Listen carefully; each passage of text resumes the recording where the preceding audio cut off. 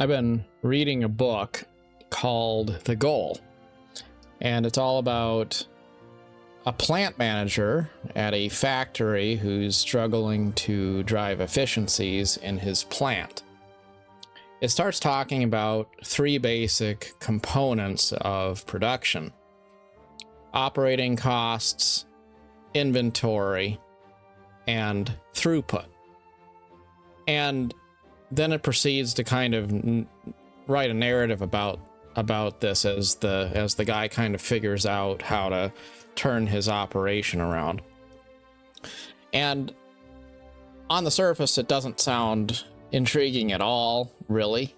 But the more I thought about it, the more intrigued I kind of got, because if you think about it, the premise is in life, we have the goal of throughput. Throughput being that we want to get things done. We want to accomplish things. We want to be able to say that at the end of our day or the end of our week or the end of our lives, that there's something meaningful to show for all of the effort and the time that we've put into the affairs of our lives. But too often it feels like we've sort of fallen behind and we're not exactly accomplishing what we wanted to. And the first thing that really comes to mind when we have that feeling, that notion that we're not enough, is that maybe we're lazy. Maybe we haven't put enough effort into being what we need to be. We haven't really tried our best. And so there's this urge to hustle more. So we try to compensate with more things added onto our plate, with that sense that we just need to somehow work harder, move faster, or put more energy into our lives in order to succeed. But the crazy thing is, it's not really usually that we don't put any effort into our lives. Usually we do. We wouldn't be tired at the end of the day if we didn't exert any energy. Think of that as operating expense of life, exerting energy. You're tired at the end of the day. It means you spent your energy doing something. We think about supply chains in terms of how we would manage, say, a factory or something. But we could also think about it in terms of how we manage the resources in our life. And quite often we wind up with a lot of extra inventory in our life. Think of it as the closets and the cupboards and all of the junk drawers that are filled with things. You don't ever really use them. You haven't looked at them for years, and yet you still feel like they are needed in some way. I just went to the Goodwill today and took some dishes in boxes and dropped them off because it occurred to me, I have enough dishes to do a full place setting for 12 people at my dining room table. And I've never done that. And if I was going to do that, I don't even know that I would want to have these plain old dishes for that sort of a grand occasion. So why am I hanging on to a cupboard full of cups and dishes and plates when I only usually use a small fraction of them? So I got rid of a bunch of them. It's no loss to me. It's just, if you will, added inventory that is taking up space in my life, in my cupboards. But we do it with activities too. It's that ubiquitous phone scrolling and YouTube video watching and all of those things that we think inevitably we must do them, because if we don't do them, then maybe our lives will be less full or less well informed.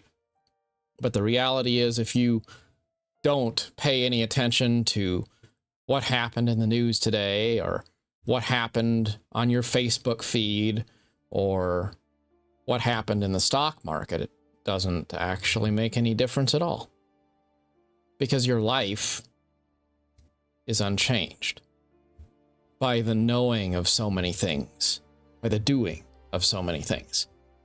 When we let go of all of the noise, when we let go of all of that extra inventory, then we can focus instead on throughput.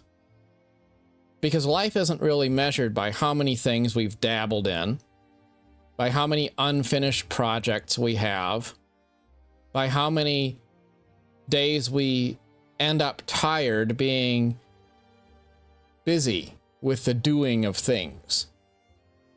In work, we tend to feel like if we can prove that we were busy all day, that is the best barometer of performance. But the reality is, nobody really cares how busy you were. What they care about is that you made a difference. And if you can make a difference without being busy, if you can be accomplished without being tired, if you can improve the throughput of your life while exerting less energy, being more positive, being more empathetic with others, if you can be a good leader without being a person who cracks the whip all the time or tries to feed their ego at the expense of others. There's so many examples of a life more well lived by doing less. And yet, it's so hard to do less because we feel like every space ought to be filled with some sort of sound or action. When we lead other people, we look to see if other people are busy. We grade them for their busyness. We look to see who's moving the fastest, and we recognize people who can run to the front of the line. We don't place enough emphasis on things like mindfulness. I was also thinking about how we are going to eventually be obsolete, and the world is going to change. It already has. What was the cutting edge in the year 2000 is now distant memory. When Oblivion came out, people thought it was amazing. It was groundbreaking. It was incredible. Nothing had been done before like it. Now, Oblivion Remastered has come out. And here we are, looking at the game through a fresh lens. That's pretty cool.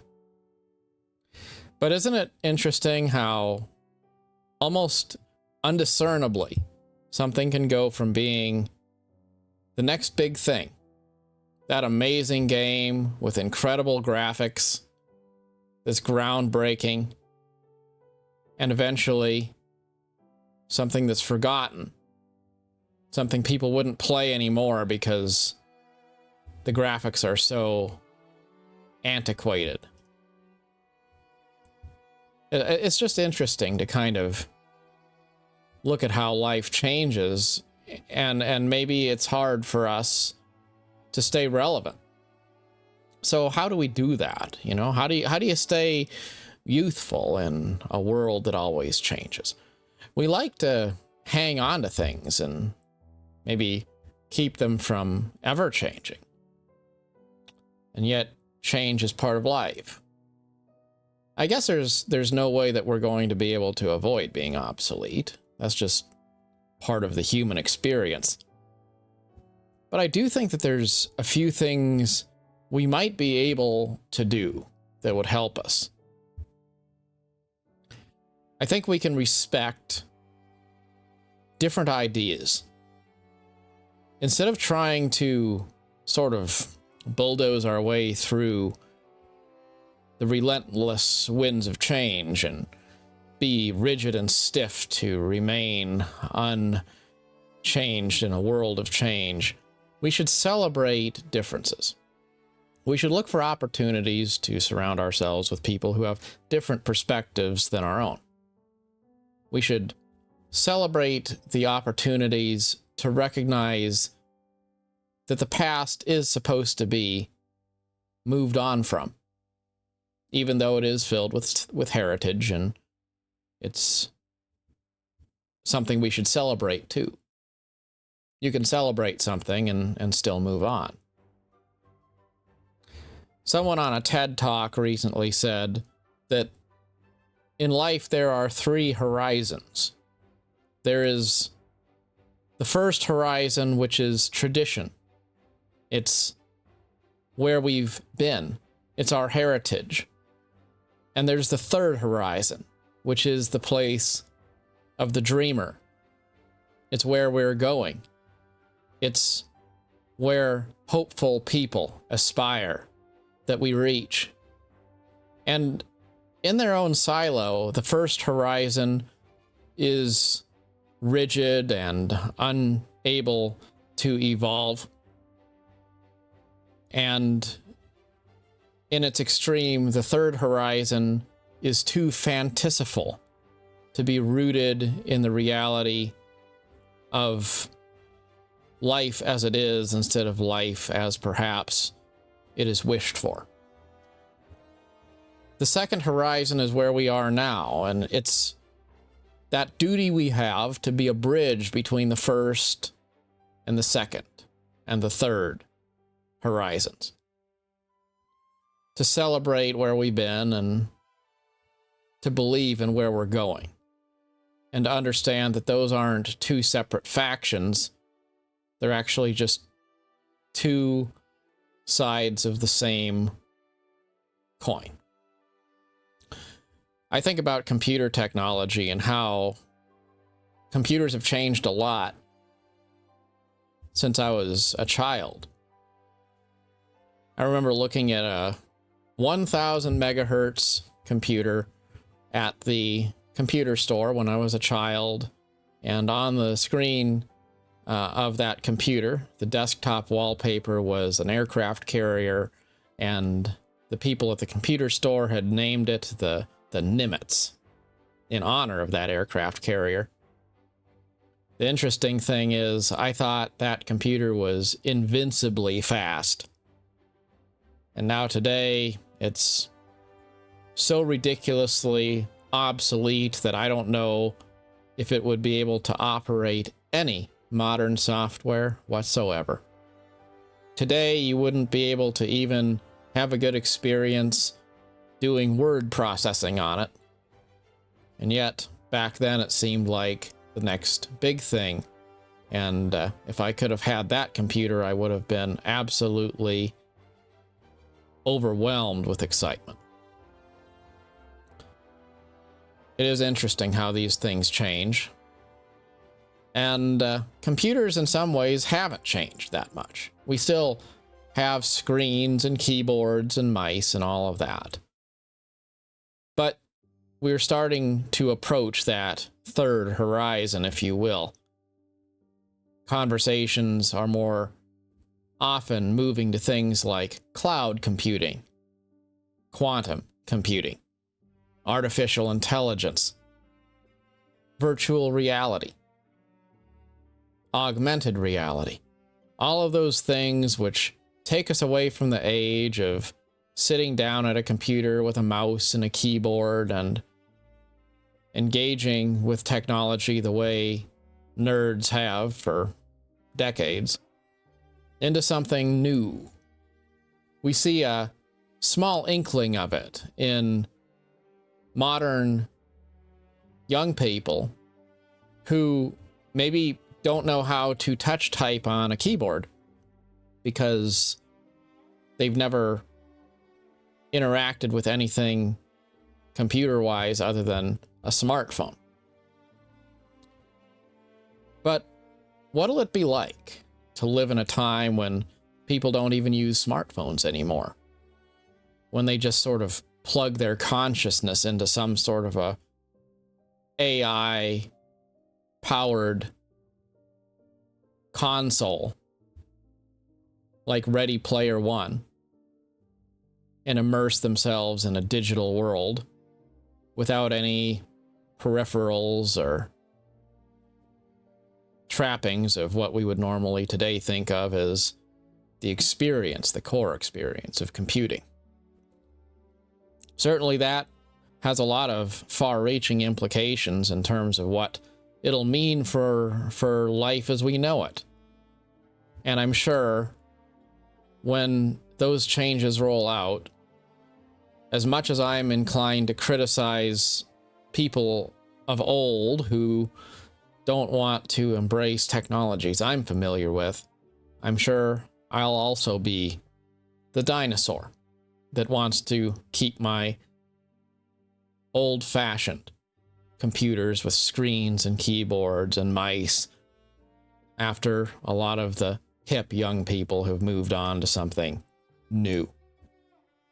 And I suppose that's okay. But there is a certain cynicism that tends to be pervasive in the world amongst people who don't want to change. And that's that notion that other people shouldn't change either. I think that's what we should guard against. We should celebrate change, whether we're the leaders of that change or not. Because even if we aren't adopting every new thing that comes out, even if we get left behind to some degree as the world changes, we can still love all of the things that are beautiful about society, about the world, and believe in the beauty of people's dreams. You know, I've talked a lot about structuring my time more wisely, about trying to be more mindful about how I spend my days. And a lot of what that's boiled down to is spending my time reading books and reading articles in news magazines and doing things like that instead of so much scrolling. And I found, you know, it's more beneficial to do something like watching a TED Talk versus watching some sort of political commentary. Not any disrespect intended to the YouTubers that produce all of those sorts of content, but the more I think about what's adding value to my life, what's helping me learn or better myself versus what's just noise, I find myself gravitating toward things that offer a more forward-looking perspective. There's an urge to focus on the doom and gloom, the negativity, all of the things which work really well for clickbait. But the truth is they don't actually inspire us to believe in others or to believe more in ourselves or to be more hopeful instead of more pessimistic. These are things which I think matter a lot. And I also think about how people have this notion of trying to, I guess, say, get off the grass, you know, if you're an old person in the lawn chair. And it's easy to start having that attitude, that mentality of get off the grass, that mentality of the best days are behind us, that mentality of cynicism, that the world is going to be ending soon, so I guess we might as well just stock up on canned goods and prepare to die. The truth, though, is we are going to all die, and we're all going to, if we're lucky, have an obituary. Or maybe if we're not lucky or we're more obscure, we won't even get one. I don't know. But I do think that we should live our lives in a way that's worth being remembered. And cynicism is seldom the path to a life worthy of memory. I think about the late Queen Elizabeth II on her 21st birthday, saying that I will, whether I live a long time or a short time, commit my entire life to representing and serving my country. And my goodness, she certainly did. She lived her life from that day onward in a way that was respected, in a way that was always remembered. I was reading an obituary in The Economist magazine about an actress and singer named Marianne Faithfull. And she had a legacy of loose sexual activity and drug use, addiction. She started her life off perhaps rather naively, and then she fell into a lot of bad habits. And those bad habits for quite some time defined her entire life, unfortunately. Now she did sort of figure it out after a number of years. She sort of pulled out of it. And I'm sure for a lot of people, she was a beloved figure. But for me, I don't even really know very much about her, other than, I guess, the first time I ever learned about who she was reading her obituary when she died at 78 years old. And I thought, it's interesting how when people have broken stories, it's good to be broken. It's okay to be broken, because that's how you tell redemption stories. If you haven't been broken, you don't have anything to really offer, because no one cares about a story of someone who's just been perfect their whole life. But then I thought, it's also important to figure out how to get past the broken period of your life. You've got to lay to rest all of the trouble and the drama and the pain, because if you spend your whole life trying to figure it out, well, you know, it's like the difference between Captain Sully setting down an airplane in the Hudson River heroically, or just some random crash landing where no one died. It's okay to be in crisis and then to come out of it if you can have a tale of heroism to remark about on your way out. But if all your story really is that you spent most of it being broken, it's kind of hard to come back from that. So sometimes I think about how important it is for us to figure things out sooner rather than later. Start making those new routines today. Start focusing on stuff that's actually going to make your life better. And do it now. Because there's a lot of things, you could probably do them this very hour. You could do something that's going to make your life a little bit better, make you feel a little bit more encouraged, maybe do something to serve other people. Think about what it is in your life that's maybe adding extra baggage, adding extra inventory, adding extra cost, whether it's cost of money or cost of energy. Cut out all of those extra things, and then focus on the things that really add throughput in your life. Someone said in a recent video that, you know, there's not really a lot of reason to play games, and I'd responded to that remark. And it's true. There's not really a lot of value in playing games. Is it really a value-added activity? Well, maybe not.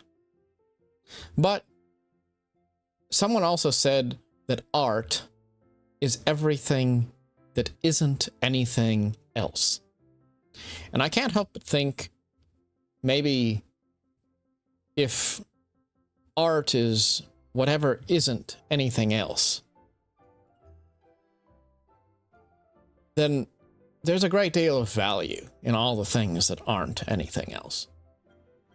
How dull the world would be if there was no Santa Claus, if there was no tales of fantasy, if there were no imaginary places that were filled with dragons and monsters and mysterious cave adventures. I think life without imagination would give us very little to really cling to. So, yes, I do think that games are a value-added activity. Now, that's not to say that they shouldn't be part of a balanced life. We should all live our lives with the objective that we include a lot of different things in our lives. We should love others. We should love our work. We should be proud of the things that we do every day. But within the reasonable terms of balance, I think there's a lot of silly things we can cut out that don't encourage us in any particular way. Things that don't make us have a sense of wonder in any particular way. Things that give us anxiety, things which make us feel cynical or even hateful toward other people. Those are the things that we ought to let go. And all of the things that pique the imagination, things which add a smile to our face, things which make life feel a little bit less blah or hopeless. Those things, those tools of expression, those are things we should always make room for in our lives. The crazy thing about life is that it's filled with questions which have been answered by philosophers thousands of years ago. And despite all of our advances, all of the modern trappings of life, we still find ourselves asking those same age-old questions. What is my purpose? Why am I here? And as Hillel said, if I am not for myself, then who will be for me? And if I am for myself alone, then what am I? And if not now, then when? Make today, make now, the moment when you decide to be the best version of yourself. As always, good luck on your adventure wherever life brings you. Till next time, thanks so much for watching.